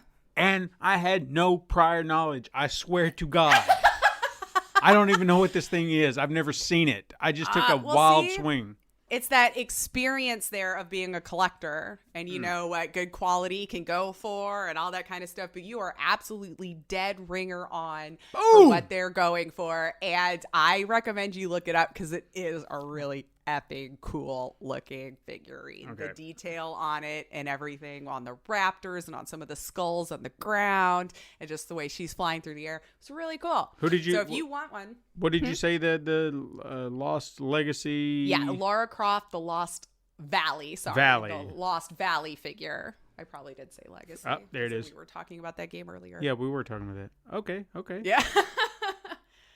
It's really cool. I mean, nothing is cool enough for me to pay that price for it, but I can appreciate talent and how much detail went into it. And if you're a collector, I can appreciate the fact your eye goes to finer things in life, but I can't pay $1,500 for it. I ain't gonna do that. No. No, Okay, cool. but that's pretty much it. I just kind of wanted to chat about the news with you this week. Hopefully you enjoyed that. So I hear we're going to talk about it. Hopefully a cool game, fun game. I don't know. I mean, He's going to have to let us know here. Jot down a little something there. Okay. Yeah. So if you remember last week, we were talking about Nintendo's Indie Showcase. Mm-hmm. And within that exhibition was a game that kind of caught my eye. And according to the title, there is no game. There is no game. Oh, yes. There is no game. But I beg to differ. Now, I usually like to dig into like the meat and potatoes of the games before, since I'm getting ready to review this game. But you know what? Today I'm going to give you a little bit of an appetizer. I'm going to give you a little bit of a history behind this game. Like a amuse-bouche, if you will. Yeah, because there was more to this game than I realized, and it helped contextualize a lot of what I saw in it that I'll get to in a little bit. So, the game that I'm reviewing, or the non-game that I will eventually not be reviewing, is There Is No Game, Wrong Dimension. Now, the subtitle got me curious because that usually indicates there's a sequel. At least that's kind of how I look at it. Something, something, yeah. Yeah. So, in a manner of speaking, it kind of is. And I'll explain. So, back in 2015, French developer Pascal Camisoto, which I think I'm saying right. Perfect. He released a 15-minute game that was designed to deceive the player that they weren't actually playing a game. Okay? Okay. So it just kind of takes you on like a little 15-minute journey where you're kind of playing something, but you're not, but you are, that kind of whatever, however you want to spin it. But that's the concept of it. Now, this novel idea actually won the top game prize at the 2015 Newgrounds Construct Jam, which I've never heard of. But from there, it actually became a viral sensation that, again, I still had never heard of. All right. It became a runaway hit on app stores. Oh, that might be why, too. I don't think we mobile game enough. Apparently not. But the original game, There Is No Game, can actually be found on Steam right now for free. So, I would recommend going on there and checking it out. Because I did. Yeah, I might be searching that. Mm-hmm. Now, obviously, such success would lead anyone to capitalize on it, so Camisoto began to think bigger, and he wanted to expand on the idea and turn it into a full-fledged adventure that would adhere to those original ideas. Okay. So he wouldn't bastardize what he'd actually come up with, but just expand on it. And how could you take this idea and just really, really grow it into something more? Mm-hmm. So Camisoto knew that he had to create something, or to do something this bold, he would have to maintain some creative control. So he decided to forego any kind of publisher and took it to Kickstarter. Okay. Even before beginning the campaign, he already had half the game completed. Like, he was already kind of well aware where he wanted to go, so he'd already been working on this. So man's passionate regardless. Okay. And he wanted to maintain that control, that passion. Mm-hmm. But even with the following that the game had, he was only able to raise about 10% of his Kickstarter goal. So he just kind of let it go, thanked everyone who threw their money in, and carried on without them. In pain, as he said. Because, he needed the funds, he needed that, but he still was committed. Yeah. I mean, you got to give it to the man. This was a man who was passionate about what he wanted to do. He was passionate about no game. Yeah, about no game. So from 2017 to 2020, he continued to work on his vision until it was officially released on Steam back in August of 2020. Okay. App stores in December, and then finally the Nintendo Switch version, which is the one I played, on April 14th. Now, this was a true passion project. I mean, you cannot deny that. But did he create something truly special? Or did his passion overshadow the concept to its detriment? Well, that's what I'm going to talk about today. Ooh, all right. To say there is no game, it does have a meaning. Okay. I would hope, but okay. And I want to say very clearly that I will be talking about various elements of the game, but I guess when it really comes to the end, I'm going to be very limited, because this is something you have to experience for yourself. Okay. And I honestly think you'll know whether or not this is a game for you from the start. Like, how far are you willing to go? Okay. Because on a positive side, pro and con together would be the puzzles, because the game is developed around puzzles for the concept to work, essentially. Okay. And the puzzles are very, very clever. They're not just here's a puzzle like you would find in something like Professor Layton or something like that. Like, it's just like, here's a puzzle.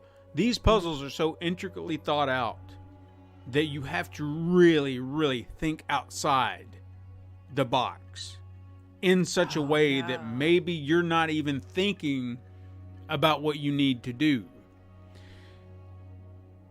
Everything's there. Your solution is always there. Like, there would be times I'm just going in circles saying, what am I missing? And it's right there. But maybe I'm just not looking in the right place. I will even kind of give you a hint on one puzzle without telling you where it was. I paused the game. That's how you there it was. And I was like, son of a bitch. Oh, you man. clever I feel like bastard. I could get salty then. And I did. That's why I'm saying puzzles in this game are going to be a pro and a con. Because I appreciate puzzles. I appreciate the hell out of what they're doing. Mm-hmm. But it's also, be patient. Be patient. They're all there. I felt like, now, the more that I played, or didn't play, went on this adventure, I felt like my brain was starting to be more cognizant of those ideas. So it felt like I was able to kind of swim through it a little bit more. Yeah. So I'm not going to say that they get harder or anything like that. Genuinely, I felt like they got easier because you become more aware of what you're looking for. So you're not automatically just being like, well, it should be right here. I know what I'm looking for. And that's the thing. You know what you'll be looking for. But there could be just some little element that you're overlooking. And don't think about it in terms of it should be right here. Sometimes it's not just right there. Take a look at everything. There was one in I think it was the 4th chapter. That's another thing too. This is broken up in chapters, 6 chapters. Okay. 4th chapter. I saw my problem. I knew I needed a solution. I needed something to kind of dig. And I'm looking around. I'm like, there's nothing here. And then something popped up. And I was like, yeah. And I was just kept looking. I was like, I'm getting kind of frustrated. And then the thing popped up again. And then I looked. And I was like, click. And I was like, I'll be damned. There it is. You know, you have to think. Yeah. 4th dimensional, if you will. You know, you've really got to take it into some account into these other ways of looking at things. So the concept, I have to say, it's really, really original. So amazing in that way. Story-wise, if you want to say there is a story, Sure. I'll kind of break it down like this in the best way I can. You come in to play this game, but obviously you're greeted with there is no game. And everything that it tells you to at the beginning, you're not starting the game by pressing A or whatever you do in other platforms. You're not doing that. You're not, so not start A or whatever. Okay. And then as you're progressing, this voice will talk to you. And the voice is essentially the program or the non-game. And he'll just be like, I don't know what you're doing here. There's no game. Does it kind of like a little Stanley Parable feel there? There was that, yes. There was Yeah. that connection, I guess that you could say, that comparison. That I did remember feeling that. The narrator makes fun. Why are you doing that? Are you just trying to get an achievement? Why are you knocking on the door? Like, And you will hear that at times. Like, you're just like, I don't know why you're doing this. Please stop. You know, and sometimes fun. that's another thing you have to do. You have to pay attention to what he's saying, because he may be giving you a clue of what you need to be looking for or need to be doing to guide you. It won't be explicit at times. Now, sometimes it might be, just depending on where you are in the story. But the voice will hint at something, or maybe like, however he says it, there's a clue. Like, it's pointing you to, just like, did you hear what he said? Focus on that. Go look for it. And then you just have to kind of take that to heart. It's part of your puzzle solving process. What did he say? That. Okay, so I need to, and then just kind of run with it from there. So he's guiding you regardless of whether you may think he is or not. But there's always a hint. And there is a hint system if you get to that frustrated point. Okay, I was going to say, please. There is that. I will say that. So be aware that you can fall back on the hint system. But again, it too will not explicitly tell you, but it will point you in the right direction to be like, hey. Like how a hint should be. Yeah, like gently right kind here. of nudge it towards. And just come on now. Without telling you point blank, it's just like, right here. Right here. But have you looked over here? Right. Yeah. So you will essentially be trying to play this game at first. This program will fight you and, you know, just kind of trying to push you back and push you away like, no, there's nothing here, go. And eventually you kind of get greeted by a glitch. And the glitch, you start kind of messing with that. And he's like, don't touch the glitch. And then, of course, you continue to touch the glitch. Well, of course you're gonna. Yeah, you push and the then button. all this does is create chaos. Now, another fun thing about this is the voice actor or the voice coming at you. I personally thought he sounded French. I mean, the guy is French who designed the game. It comes off like French. Okay. He's kind of gruff. He's like, what are you doing? There is no game. So he sounded French. You just envision that guy smoking a cigarette with a cup of coffee. Yeah. And eventually, as you mess with the glitch, you get transported to another game, which has like I think it's an Indian vibe. Like, and so... like you could do a little world travel? Don't think too much into that. So just follow me here. So suddenly a guy with kind of an Indian accent's talking, and he's like, you know, welcome to my game.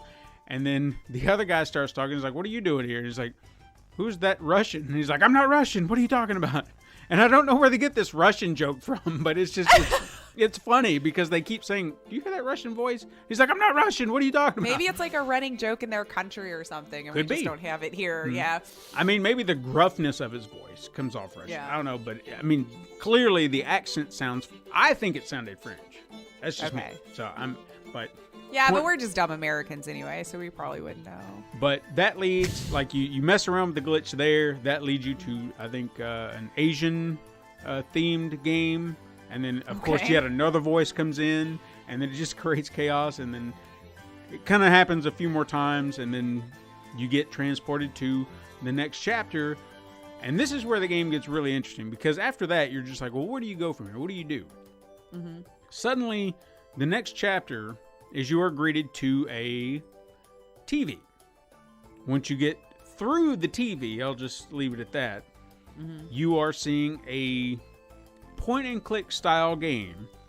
Very, very, like the design and everything is very reminiscent of stuff like Day of the Tentacle or Maniac Mansion. Ooh, okay. And even like the character models, I mean, if you told me that was out of the same game, I'd have been like, hell yeah, that looks like them. Genuine. Yeah. So now you're having to navigate through this TV. And you can twist the TV around. That's part of the puzzle process. But then you're helping these two characters, which is like Sherlock Holmes and Watson, in their investigative process through this point-and-click adventure. Okay. But all you're trying to do is trying to get out of here, because this isn't where you need to be. You're trying to get back home. So you're just trying to find a way out of their game. And how you approach that is very interesting. Then once you can get through that, the next game you were then greeted to is very reminiscent of Legend of Zelda: Link to the Past. Designs and everything. So now, and this was a great joke that they made at one point. Like, they didn't make it initially, but this is like an in joke that I thought was really funny. The guys in the point-and-click adventure had voice actors. So they're talking. Okay. And you get to hear them talk. And then, of course, they can hear the program at times. And they'll be like, do you hear that voice? And I'm like, no, okay. And they just think they're losing their minds. Sure. The Legend of Zelda character seems to think that this is Gaia. Like the god is talking to it. And okay. But it has no voice actor but text reading. And they get frustrated by that. The game is like, oh, now we're going to have to read everything. But, you just hear the... Right. Okay. And that's all it is. Later on in the game, there's a reference where you come back to these characters, and another one of these programs sees it. He's like, I don't understand what is. What is blippity blippity blip? And I was like, oh my God, that is hilarious, because that's the noise. It's like, I don't understand their language. What's going on? Oh, that's so fun. So there are a lot of little things like this. The next element, and keep this in mind, I'm not really trying to spoil anything. I'm really trying to get people to want to go seek this out. See deeper past this, yeah. Chapter 4, you get introduced to now I say introduced, you're playing something similar, but now the game is free to play. So all the traps of a free to play title are there. So now everything's changed for that. So now it's a free to play title, so everything that goes into that, now you have to deal with. See? Okay. I think you're making me want to play it. The credits, well, not the credits. I don't know why. You'll go into another area, and these last two I don't really want to give away too much. You kind of feel like you're kind of in the end game, but you're not. Now, this credit area is, like, they did something really, really cool here. And the puzzle aspect of it, you really had to think about. Because suddenly you're just seeing, like, credits. And you're just like, what is going on here? What's happening? And you see names. And the first 4 or 5 are just, like, these obscure, long Russian, like, Zora Borvaginsky or something like that. And then the other one's about just as long. Consonants. Yeah. And then suddenly there are like 3 or 4 different names. I'm trying to remember what it was. It was like a cat, which was just bizarre. Okay. What was it? Tim Elfman, which I was like, Tim Elfman. You mean like Tim Burton and Danny Elfman? Which I think that was the idea, because I'll explain that in a minute. And then Charlie Keaton, or was it Buster? No, it was Buster Chaplin. Like Buster Keaton and Charlie Chaplin. Yeah, okay. So I was like, oh, okay. The idea here is that you get to use these names, and as you put them in these places in the credits, the scenery and certain elements change based on what you're doing. So you have to figure these things out based on those names and what they then transform around you. Not just the background, but it could be an effect. It could be the design. It could be characters themselves. That was the other thing. So they actually utilize for Buster Keaton and Charlie Chaplin, like, actual video, and you get to interact with that.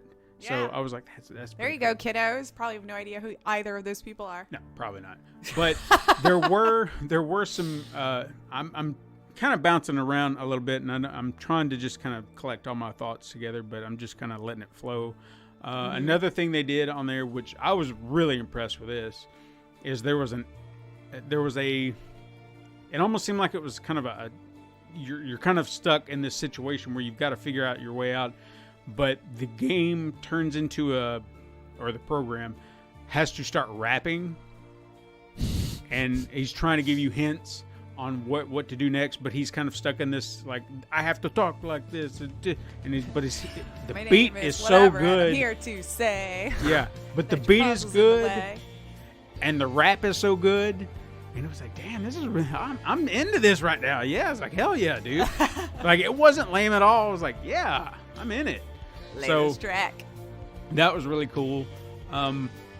There were a lot of really cool references in the game that some people may get, and I'm going to throw them out to you and see if you actually get them.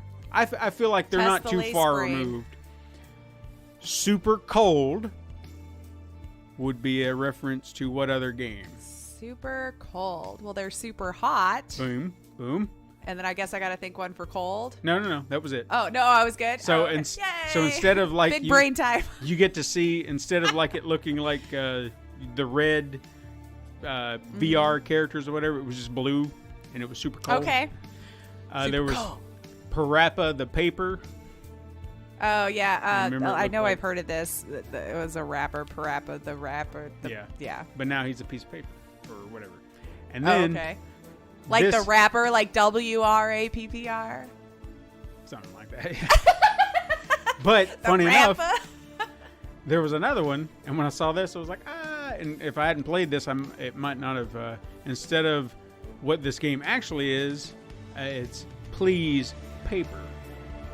Oh, and papers, please? Yeah, but this guy's looking for paper because he's on the toilet. But it's the fonts are the same and everything, and I was like, oh my god, that's hilarious. All great games, though. Mm-hmm. And I will say, I've never played the rapper one, so I can't. No. But I know the aesthetic is very paper-like or whatever. Yeah. It's just there were so many little things like that that were so awesome that I liked. I honestly belly laughed. Like, I had to stop for a minute because I was laughing really, really hard at this one joke. And it was just so simple, but it was, I guess it was just the mindset, okay? And hopefully this won't spoil anything for anybody looking for it. I think you'll still laugh if you saw this. The Legend of Zelda game that they did, as you're kind of interacting with that, the character's kind of moving on his own. And you remember games like that, the point-and-click games where the characters are just moving, you have to kind of interact with the environment. Yeah, like you're on rails. A little bit, you gotta hit the button to get that. Yeah. So it kind of works in that regard. So you're trying to figure out how to help this character get to point A to point B. And in certain, there'd be a hole. There'd just be a big, body of water or whatever. And there just several times he'd fall into the hole and be like, oh, God. The program's like, we got to help him get over it and whatnot. And then you finally get the character to where they need to go, and we're like, all right, great, now we can just get back, let's go. And then the character just runs and then walks right into a body of water, and the program is just like, oh my God. And it was just like you could hear the frustration, like he was just so angry that this shit continued to happen. I couldn't help it. I was laughing so hard because just the tone of how he said it. Excellent. It just seems tore like me the writing here was phenomenal. Oh yeah. Yeah. The story itself, genuinely, there is a story that does explain why there is no game. Mm-hmm. And I'm going to say, without spoiling, the end is very meta. In fact, I would recommend you remember everything I mentioned up top. Mm-hmm. Because that will even explain the levels of meta that it goes. Gotcha. All right. And I was like, oh my God, if I didn't know that, there would be elements to this that wouldn't even make sense. So what would this game have been without certain things not happening? That's how meta it is. So, all right. Just keep that in mind. But as far as any cons go, I would probably say that this is a game not ideal for a controller. Like, I did play it on the Nintendo Switch. I did play it with the controller for the most part, and I would get a little frustrated. One thing I really got frustrated with was you sometimes have items you can use in the environment around you, and that kind of helps you get through stuff. So you say whatever chapter you start, you have an item that you have to find, and then that suddenly becomes part of your inventory, if you will, at the bottom of the screen. You can't just hold it and use it several times which kind of frustrated me at times. Like if you're trying to do something quick, it would be like you have to grab it, use it, and then it goes right back to where it was, and you got to pick it back up again. You got to use it, pick it back up again. This is where doing something like on a touch screen or maybe even a mouse where you can have a little bit more control. Sure. Because a controller with your thumbs is just not ideal. Joystick, yeah. I actually did play the latter half of the game, or most of the latter half of the game, with the touch screen, like on the Switch, undocked, and moved so much better. It was like, okay, this feels more ideal. So I would say if you do mobile, maybe even PC, it's probably going to feel more natural to point and click. Controller, not as ideal. Like if they could have used certain controller options, might have helped, but I don't know that for sure. It might have hindered some of the point and click aspects of it, because it does have that as far as this gameplay. That's really all I really did not dislike this game at all. Like I said, just nagging things here and there, but again, there's ways around that. Puzzles can be frustrating, but just stick with it. I swear you will love where it goes. Nice. It's such a great game, so original. This is the kind of indie stuff I love, when they can just take a concept. This is not like anything you've ever played. Such an original idea that even pays homage to those other types of games, like I mentioned. It's just, oh my God, I want to see more of this. I want to see more what this guy can do. Fleshed out, yeah. So highly recommend it. Go out there and check this game out. Give it some love, please. You've sold me on it. Like, I want to go check it out now for sure. And I'm one of those that puzzle games are very hit or miss for me. I can get into them, but I do eventually tire. Yeah. Like if it becomes too difficult. But hey, I can always put it down, come back when I'm not with a clearer head, you know? And plus, this is not a game that overstays its welcome. 6 hours. I played it over the weekend. I was going to say, maybe. Okay. You know, good. again, I think a lot of your time spent may be trying to figure out a puzzle, but once you kind of have it in your head, I mean, it's going to. So it's all relational to how fast you do the puzzles, which doesn't mean you're playing it right or wrong. It's just individual, right? Yeah. All right. So, well, definitely check that out. You know, we love indie here, guys. So go give some love to that. You get some creative ideas, and I was looking at it, but not hard. Now I think I will be. Please do. Thank you. But that's our show, guys. Woo. That's our show. You can totally hit us up sometime over at Twitter at SuperMegaCrash. You can even send us an email to @supermegacrash@gmail.com. You can go to Instagram and view all the weekly icon art that Steven puts his time and love into. You can also support the show by liking and leaving reviews on your preferred platform, and even going to patreon.com/pencil and paper productions to support the show. You can tell your friends to find us on the Pencil and Paper Podcast Network, or just search Zuber. Never said this before. Zuber. Or search Super Mega Crash Brothers Turbo, which you can find on Apple Podcasts, Podbean, Spotify, Google Play, Stitcher, iHeartRadio, Pandora, Amazon Music, and even youtube.com/Pencil and Paper Productions. Thank you so much for listening. I am Lacia Finley. And I am Stephen White. And you can join us again next time, Super Mega Crash siblings. But until then, game on.